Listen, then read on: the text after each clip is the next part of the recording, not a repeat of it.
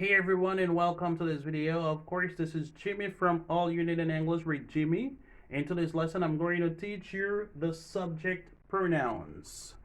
Bonjour, bonsoir tout le monde, nous saluons et nous vous merci parce que vous cliquez sur channel par là qui c'est All You Need in English with Jimmy. Merci d'être à bord. Donc, si c'est pour la première fois que vous cliquez sur channel ça, donc nous disons bienvenue et nous invitons pour capable abonner ensemble avec channel là et peser petit bouton notification, hein, peser petit cloche là, de manière pour capable recevoir toutes les leçons que nous avons pour nous poster sur channel ça. Donc, si toutefois ou même ou habitué garder nous déjà mais ou beaucoup abonner, donc nous invitons pour capable abonner avec channel là pour capable faire autre là ensemble avec nous. Et ou même qui déjà abonné, nous donnons chapeau bas pour hats off, merci d'être à bord. Aujourd'hui, on va commencer avec la leçon titrée pronom sujet. En anglais, on dit subject pronouns. Can you repeat that? Vous pouvez répéter ça? Subject pronouns. Subject pronouns. Very good. Les pronoms sujets. Qu'est-ce qu'un pronom? Qui ça y un pronom y? Un pronom, c'est un mot qui remplace un nom utilisé dans une phrase. Un pronom, c'est un mot que vous utilisez et mot ça lui remplacer un nom qui est déjà utilisé, qui est mentionné dans une phrase. Et non ça, il est capable de jouer fonction sujet ou bien complément. Donc, si il joue fonction sujet, eh bien, on va utiliser les pronoms sujet.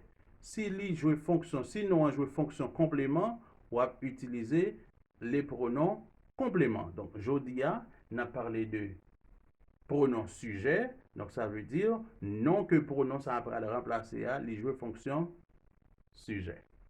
Alright? Very good. En nous répéter mot ça que nous relais pronom sujet. I,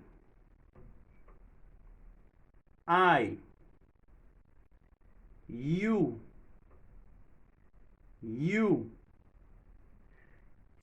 he,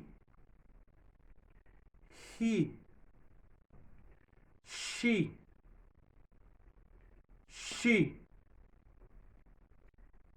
it,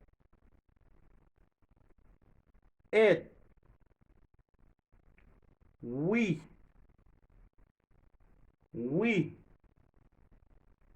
you,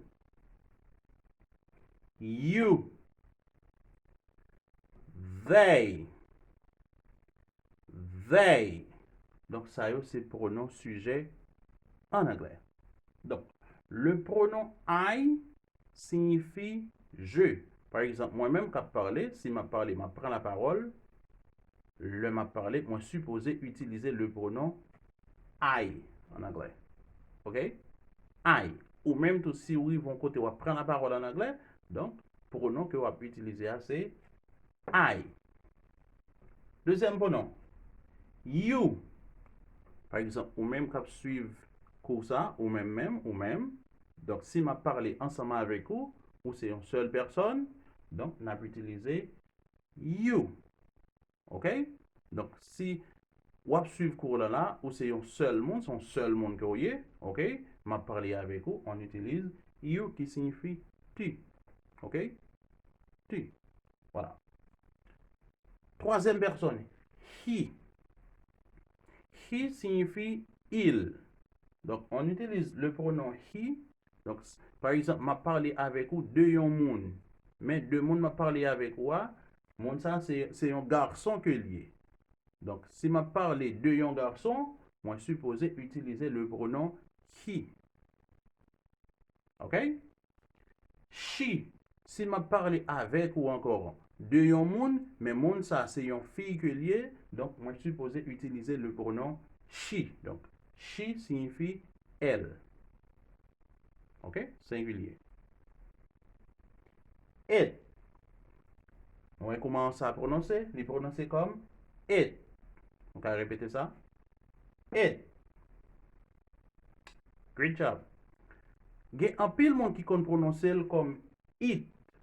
Donc ça va prononcer comme it.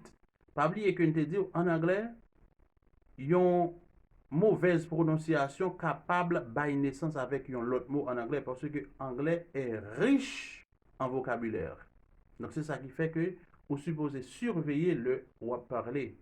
Prononciation, il faut que vous surveillez ensemble avec eux. OK? Donc ça pas prononcer comme it, ça se prononce comme it. Si vous dites it, mais qui ça it? Eat, c'est le verbe manger. OK? Ici, c'est eat. Ici, c'est it. Très différent.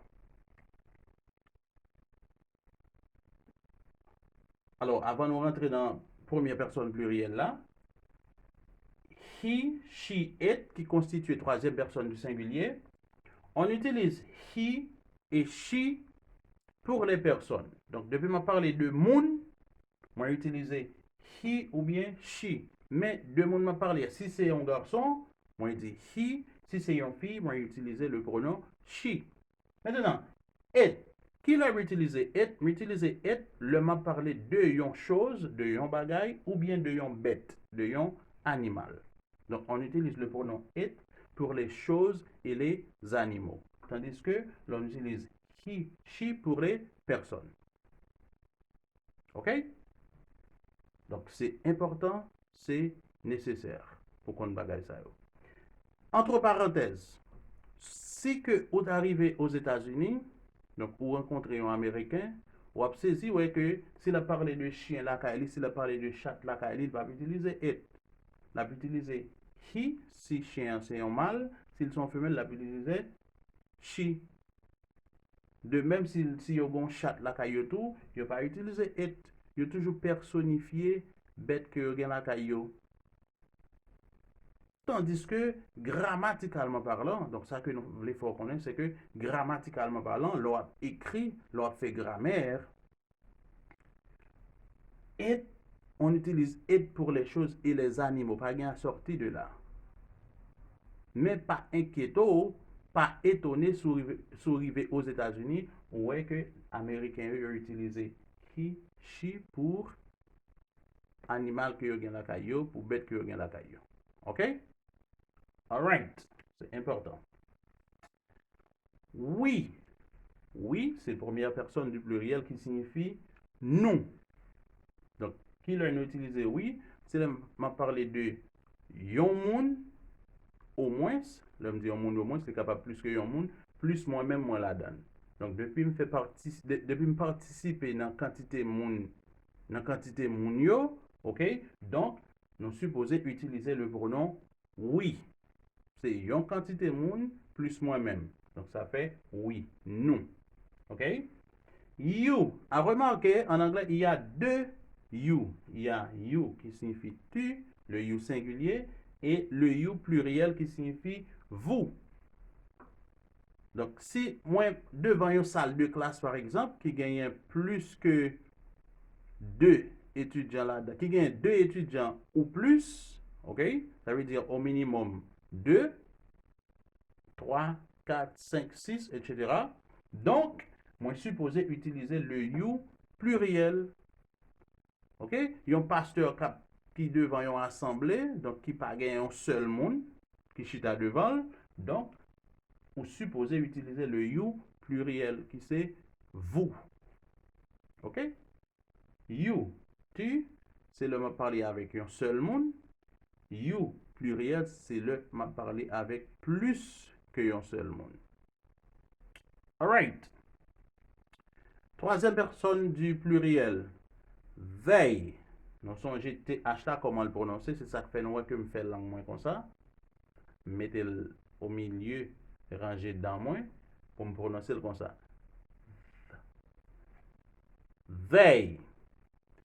Gen un pile monde encore qui mal prononcé ça. Yo prononce le day. Si vous prononcez le day, mais qui sauve les, mais de qui sauve les parler. Ça c'est day qui signifie jour. Donc, où est va le tort que vous causez avec langue mounio lorsque vous parlez et puis prononciation pas correcte.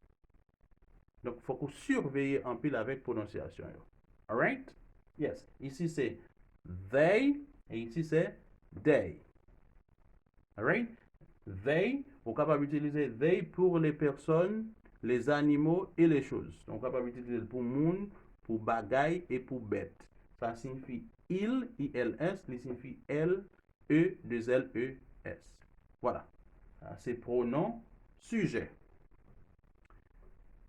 Et pronom sujet, yo, ou utiliser yo normalement, le ou conjuguer un verbe. Donc, depuis que vous faites appel à la conjugaison, ou supposez exigiblement utiliser les pronoms sujets. Donc, ça, c'est eux même que vous avez utilisé pour conjuguer les verbes. Quel que soit le présent, le passé, le futur. Donc, ça, yo, important pour qu'on ait pour capable conjuguer verbe. OK? All right. Nous t'es venu avec un petit exercice pour vous.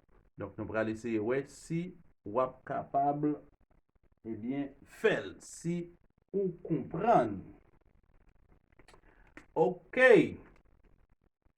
Ici, nous avons un exercice, un petit exercice. Josh and Ali are friends. Donc, nous allons souligner Josh and Ali. Donc, tout ça que nous allons souligner, c'est mots que nous avons remplacés par pronom. C'est nom que nous avons remplacé par pronom. Ils jouent fonction sujet. C'est ça fait Léo, pronom sujet. Josh et Ali sont amis. Donc, pour trouver le sujet en anglais, quelle question pose-t-on? On pose la question qui est-ce qui ou qu'est-ce qui? Grammaire, hein? C'est pour trouver le sujet. Josh and Ali are friends. Donc, qui pronom on a utilisé là? Là, nous avons parlé de deux personnes. Il a parlé de deux personnes. Josh and Ali. Donc, de pour deux personnes ou bien plus, donc on va utiliser le pronom they. OK? Donc, c'est le pronom they qu'on doit utiliser ici. OK? They. On y va.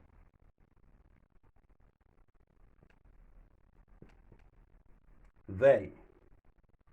OK? Number 2. The telephone is broken. The telephone is broken. Le téléphone est en panne. Qu'est-ce qui est en panne? Le téléphone. Donc, c'est sujet. Donc, qui ça téléphone là? C'est une chose. Quel pronom utilisons pour les choses? Le pronom it. OK?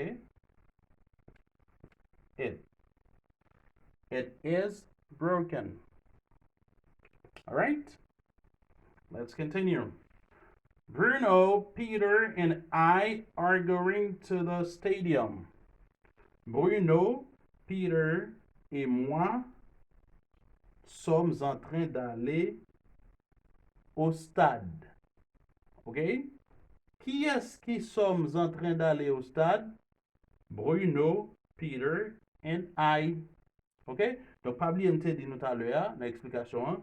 Depuis nous voyons un groupe de personnes, plus moi-même, moi là-dedans, qui pronom a utilisé le pronom oui. Ah ben, c'est oui. OK? Oui. We are going to the stadium. All right? Let's continue. Sandra is a nice girl. Sandra est une belle fille. Qui est-ce qui est une belle fille? Sandra. Eh bien, Sandra, c'est une fille, c'est une personne. On doit remplacer ça par le pronom she. She. OK? C'est une fille. Michael has a truck. Michael a un camion. Qui est-ce qui a un camion? Michael. Michael, c'est un garçon. Quel pronom doit-on utiliser? On doit utiliser le pronom he. OK? He. Johnny and Mark are playing basketball. Johnny and Mark.